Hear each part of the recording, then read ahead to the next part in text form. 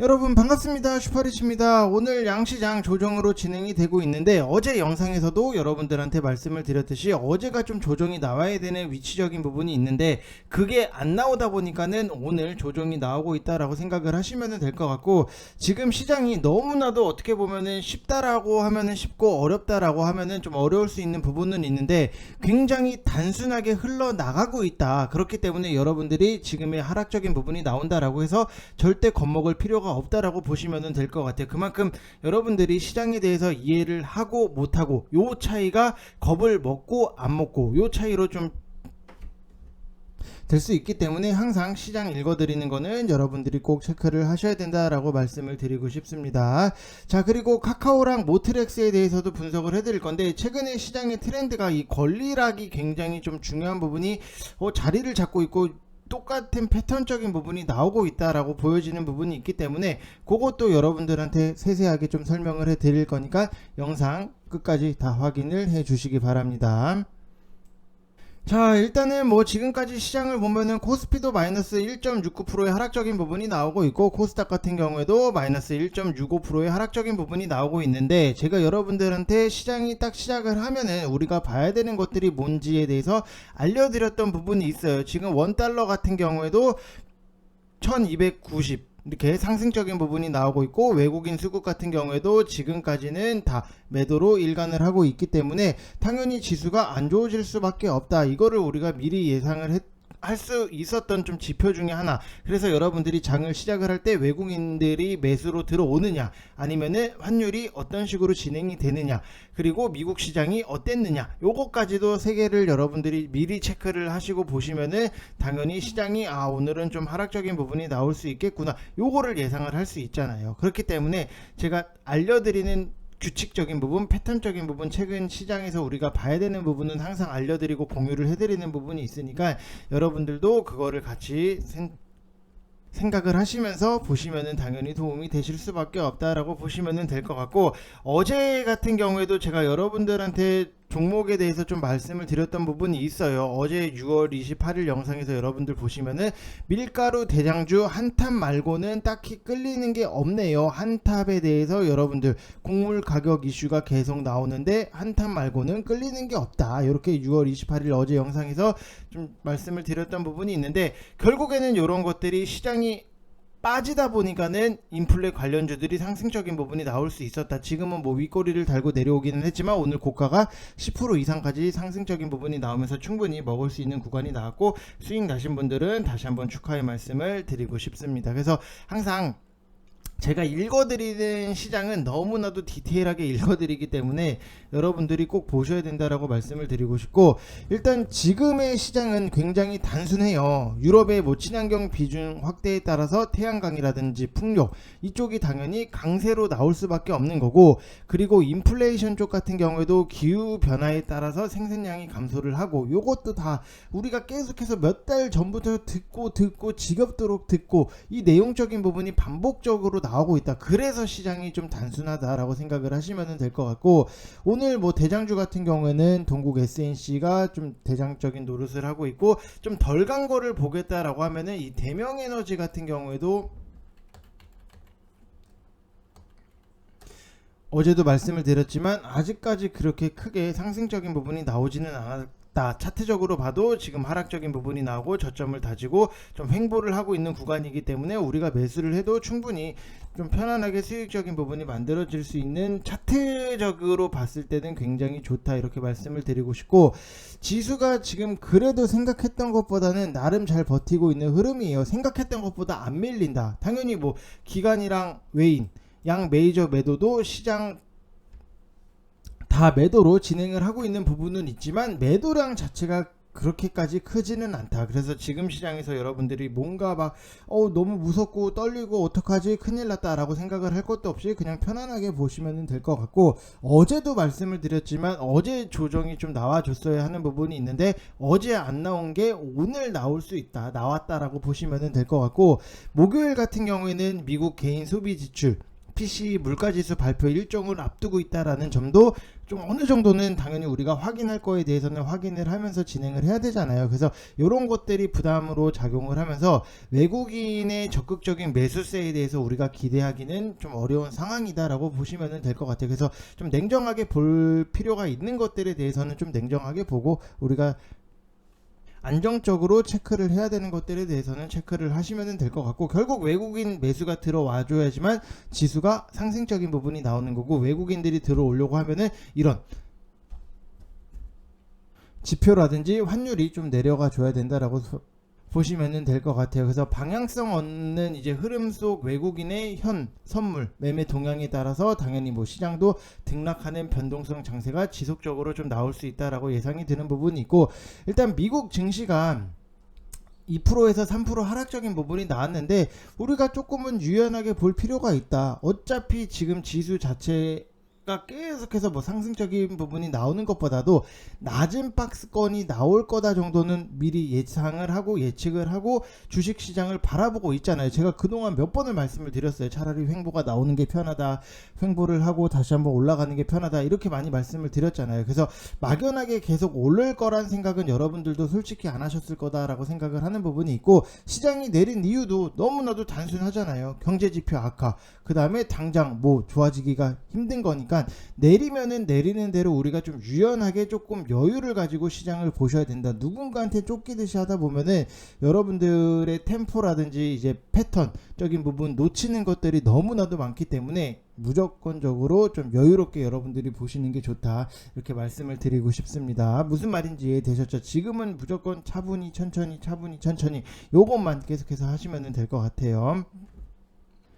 자, 그리고 제가 여러분들한테 계속해서 많이 말씀을 드렸던 것 중에 하나가, 최근에 이제 권리락 이후에 급등이 굉장히 많이 나온다, 이렇게 많이 말씀을 드렸던 부분이 있는데, 공구먼 같은 경우에는 제가 그 전부터 VIP 방에서는 좀 준비를 하셔야 된다라고 굉장히 많이 말씀을 드렸던 부분이 있어요. 그러다 보니까 수익적인 부분도 우리가 뭐 41%의 수익적인 부분이 나왔고, 그만큼 시장을 읽고 트렌드를 아는 거에 있어서 굉장히 중요할 수밖에 없는데, 모트렉스 같은 경우에도 굉장히 내용적인 부분도 그렇지만 지금 보면은 권리락 이후에 굉장히 큰 폭으로 상승적인 부분이 나왔다라고 하는 부분이 좀 우리가 지금 시장에서 이런 패턴적인 부분을 눈여겨볼 필요가 있다. 에코프로비엔 같은 경우에도 여러분들 보시면 아시겠지만,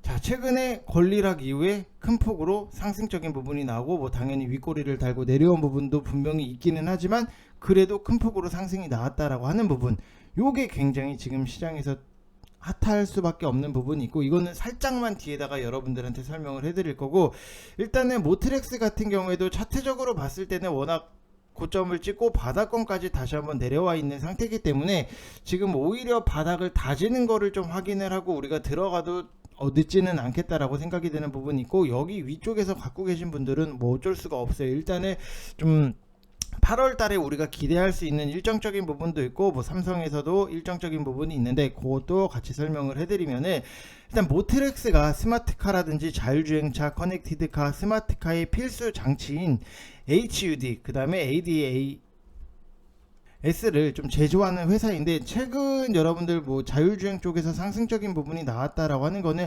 강남 일대에서 자율주행 택시 운행이 가능하다라는 소식적인 부분도 있었고, 그리고 이제 시범 운행을 거친 뒤에 8월부터 시행 예정이다라고 생각을 하시면 될 것 같아요. 그래서 요런 8월 달에도 자율주행 쪽에서도 뭔가 핫하게 좀 상승적인 부분이 나오지 않겠나라고 예상을 하는 부분도 있고, 그 다음에 삼성전자의 완성차 시장 진출에 대해서 모멘텀적인 부분이 있는데, 이 이슈는 뭐 삼진, L&D 이것도 관련주니까 여러분들이 참고를 하시면 될 것 같고, 결국에는 삼성이 이제 완성차 시장에 진출을 한다는 거는 결국 자율주행 플러스 전기차일 수밖에 없어요. 그래서 자율주행 쪽에서도 같이 묶어서 볼 수 있는 것들은 제가 VIP 방에다가 추천을 드렸던 부분이 있는데 지금 굉장히 모아가고 있어요. 그래서 오늘도 뭐 5%대 지금 반등이 나오고 있는데, 여러분들도 자율주행은 남들이 관심이 없을 때 좀 미리미리 정리를 하셔서 모아 가셨다가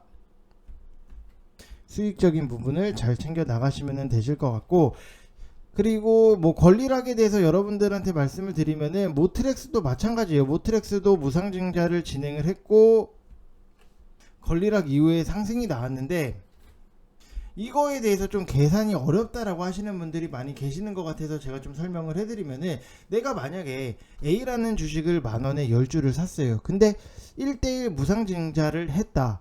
그리고 권리락 후에 갑자기 급등을 해서 100% 수익을 내고 팔았다. 근데 한 달 뒤에 무증 물량 10주를 받았는데 그때 주가가 15,000원이어서 수익을 내고 팔았다. 그러면은 이런 경우에는 여러분의 총 수익은 얼마가 될까? 요거를 한번 생각을 해보세요.